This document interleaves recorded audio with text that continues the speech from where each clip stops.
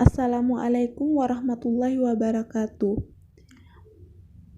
Perkenalkan, kami dari kelompok 6 akan mempresentasikan kerja kelompok kami yang berjudul Teknologi dalam Pembelajaran Matematika. Baik, saya selaku moderator atas nama Ramlan. Untuk mempersingkat waktu, langsung saja kita mendengar penjelasannya. Baik, di sini saya akan menjelaskan tentang penggunaan kalkulator dalam pengajaran matematika. Kalkulator merupakan alat hitung elektronik yang jauh lebih sederhana sebagai alat bantu hitung yang praktis dan cepat. Penggunaannya untuk perkalian, pembagian, penjumlahan, dan pengurangan. Penggunaan kalkulator dalam pengajaran matematika, khususnya seorang guru, sangat penting dengan alat bantu. Karena penggunaan kalkulator akan memperkaya aktivitas belajar siswa dan membuat aktivitas belajar menjadi lebih berarti seperti: yang pertama, mempercepat pencarian pola-pola umum. Yang kedua, menghilangkan ketakutan siswa akan kegagalan perhitungan. Yang ketiga, menimbulkan motivasi dan percaya diri. Dan yang keempat, menghindari perhitungan rutin dan berturut-turut. Selanjutnya akan dijelaskan oleh teman saya. Untuk yang selanjutnya, bagian kedua dari penggunaan teknologi dalam pembelajaran matematika, ada alat-alat digital dalam kelas matematika. Ada sekitar kurang lebih 12 alat.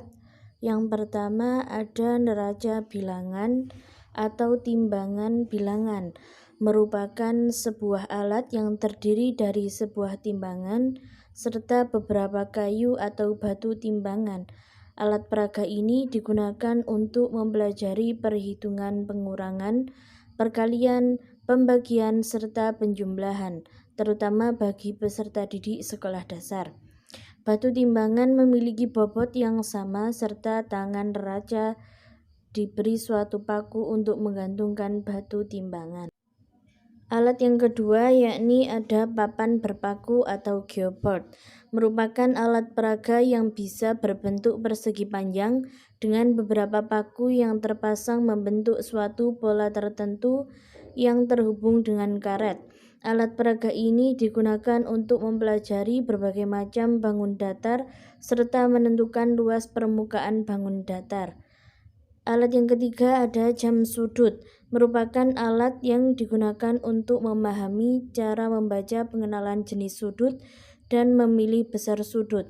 Alat peraga ini terdiri dari angka 1 sampai 12 dan lengkap dengan 2 jarum layaknya jam asli. Jam sudut terdiri 2 lingkaran, di mana lingkaran pertama sebagai papan jam dan yang kedua untuk digunakan mengukur besarnya antara kedua jarum jam. Alat yang selanjutnya ada kerangka bangun ruang, merupakan alat yang digunakan untuk membantu abak dalam memahami geometri atau bangun ruang. Alat peraga matematika ini bisa digunakan untuk mengenalkan sifat-sifat bangun ruang, bagian-bagian bangun ruang, serta perhitungan geometri lainnya. Alat yang kelima ada menara Hanoi. Alat peraga ini dikembangkan oleh Edward Lusak, seorang ahli matematika di tahun 1885. Alat ini dibuat untuk menanamkan konsep urutan, paling sedikit, besaran, paling sedikit, dan sama. Dalam alat peraga ini, siswa diminta untuk memindahkan sejumlah cakram yang besarnya teratur.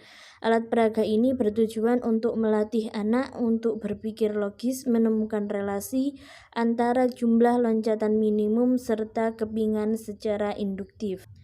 Alat yang keenam ada dakon, KPK, dan FPB.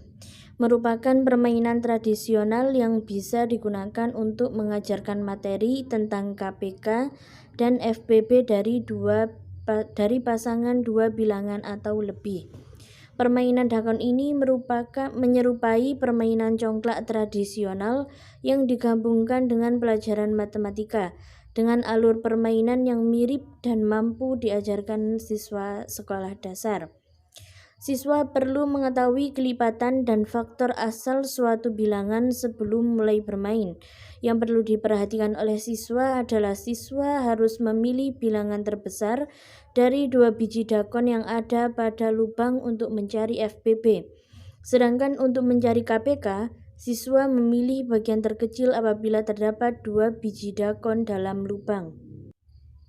Alat yang selanjutnya ada tangram. Tangram disebut juga sebagai 7 keping ajaib.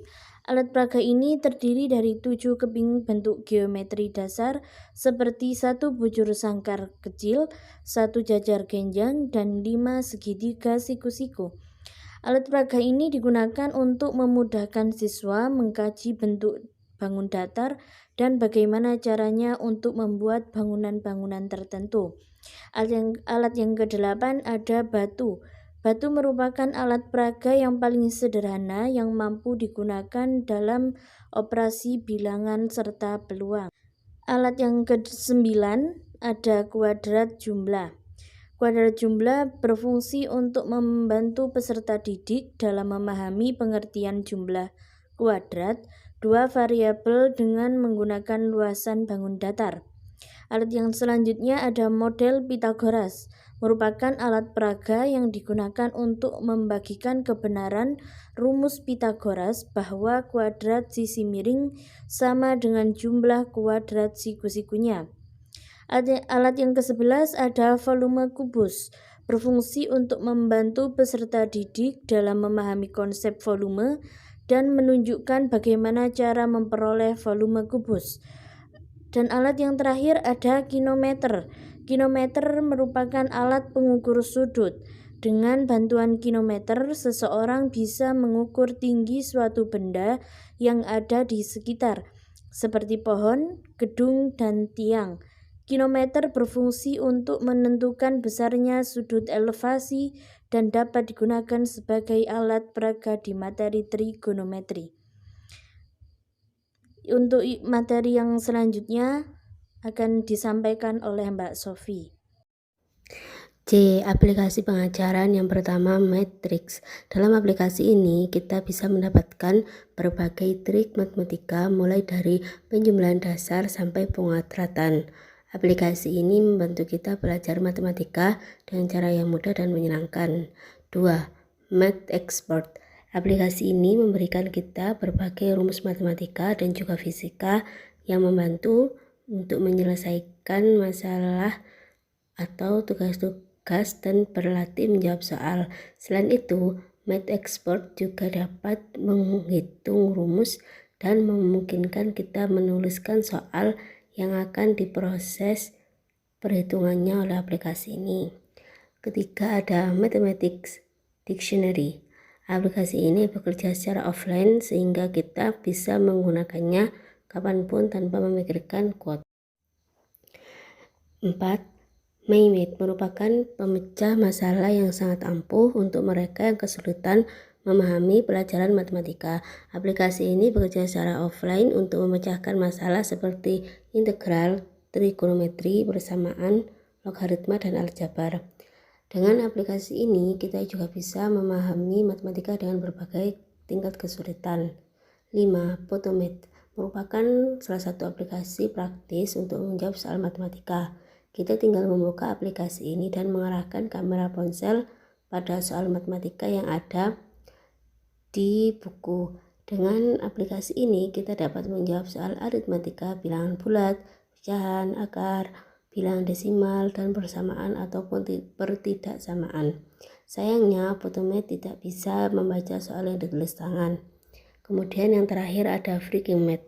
Aplikasi ini berbentuk seperti permainan yang akan melatih kecerdasan otak dalam menjawab soal matematika.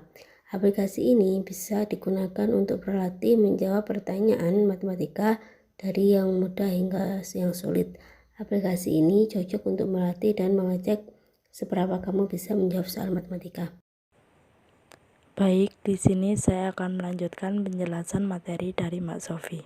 Materi selanjutnya yaitu memanfaatkan sumber daya digital. Penggunaan teknologi dalam pembelajaran matematika dapat memanfaatkan beberapa sumber daya digital, di antaranya sebagai berikut. Yang pertama, pemanfaatan aplikasi GeoGebra dalam pembelajaran matematika. GeoGebra adalah sebuah perangkat lunak komputer yang dapat memvisualisasikan objek-objek matematika secara cepat, akurat, dan efisien. GeoGebra menampilkan koordinat kartesius yang dapat digunakan untuk menentukan titik-titik koordinat, membuat ruas garis, menggambar bangun datar, serta menentukan besar sudut-sudutnya, menggambar grafik, dan menentukan titik potong yang merupakan solusi dari kedua persamaan tersebut. Yang kedua, pengembangan media pembelajaran matematika dengan Makromedia Flash. Pengembangan media pembelajaran matematika dengan menggunakan program aplikasi Makromedia Flash diperoleh skor rata-rata sebagai berikut. Yang pertama, kelayakan pengembangan media pembelajaran matematika menggunakan program aplikasi Makromedia Flash hasil validasi ahli materi diperoleh rata-rata 3,73 pada aspek kebahasaan, 3,64 pada aspek evaluasi, 3,66 pada aspek efisiensi media, 3,87 pada aspek fungsi tombol, dan 3,5 pada aspek grafis. Yang kedua, menarik pengembangan media pembelajaran matematika dengan menggunakan program aplikasi Makromedia Flash. Makromedia Flash responsiswa memperoleh skor rata-rata 3,61 dalam kriteria sangat menarik. Memanfaatkan sumber daya digital yang ketiga yaitu pemanfaatan media pembelajaran matematika interaktif untuk meningkatkan hasil belajar siswa. Yaitu media pembelajaran interaktif dapat meningkatkan semangat dan motivasi belajar peserta didik, sehingga berujung pada peningkatan pencapaian hasil belajar. Dan memanfaatkan sumber daya digital yang terakhir yaitu pemanfaatan Skologi sebagai sarana pembelajaran daring pada pembelajaran matematika. Skologi merupakan sistem manajemen pembelajaran yang memungkinkan guru berinteraksi dengan siswa melalui fitur menarik. Guru dapat menampilkan materi ajar, diskusi melalui tanya jawab, dan pengumpulan tugas. Matematika sebagai pelajaran yang membutuhkan berbagai ilustrasi grafis, diagram, dan visualisasi sangat cocok untuk diterapkan menggunakan pembelajaran daring seperti Skologi. Pemanfaatan media digital seperti platform pembelajaran Skologi merupakan hal yang tidak dapat dihindarkan dan memerlukan upaya bersama untuk mendukung pembelajaran daring menjadi lebih universal dan dapat dilaksanakan di seluruh penjuru negeri. Internet sebagai sumber belajar. Internet merupakan sistem global yang saling berhubungan pada jaringan komputer yang merupakan standar Internet Protocol Suite atau TCP atau IP yang dapat melayani penggunaan di seluruh dunia. Internet mengandung kumpulan data dan informasi yang banyak berkaitan dengan berbagai topik. Dalam pencarian informasi tertentu, informasi dapat dibagi menjadi 3 kategori, yaitu 1. Kategori informasi yang sesuai, yaitu lembaran informasi yang memang dikehendakin. 2. Kategori informasi yang memang tidak diperlukan langsung, yang merujuk kepada kumpulan informasi yang tidak ada nilai dan tidak ada kaitan langsung dengan keperluan. 3. Informasi yang samar-samar, yaitu kumpulan informasi yang perlu diperdebatkan dan dibincangkan lagi. Teknologi internet merupakan jenis media e-education yang dapat diciptakan interaksi dua arah secara online. Media ini digunakan untuk mengembangkan proses belajar mengajar karena selain bersifat interaktif, media ini terhubung dengan jaringan global dunia sehingga jangkauan aksesnya tak terbatas. Terdapat 4 kaidah bagaimana guru dan para siswa boleh menggunakan internet sebagai penyokong proses pengajaran dan pembelajaran, yaitu A. Sebagai sumber informasi yang banyak. B. Untuk menyediakan saluran perbincangan. C. Sebagai pembekalan penerbitan. D. Sebagai peralatan penyelidikan. Menurut Jiptono, manfaat internet sebagai sumber belajar dapat dilihat melalui beberapa keunggulan, yaitu A. Konektivitas dan jangkauan global. B. Akses internet 24 jam. C. Kecepatan mencari informasi. D. Kemudahan akses makin banyak dengan berkembangnya warung-warung internet di setiap sudut perkotaan di Indonesia dengan berbagai kemudahan dalam ruangan yang nyaman. E. Biaya yang relatif lebih murah. F. Interaktivitas dan fleksibilitas. Sekian penjelasan dari kelompok kami. Kami ucapkan terima kasih. Wassalamualaikum warahmatullahi wabarakatuh.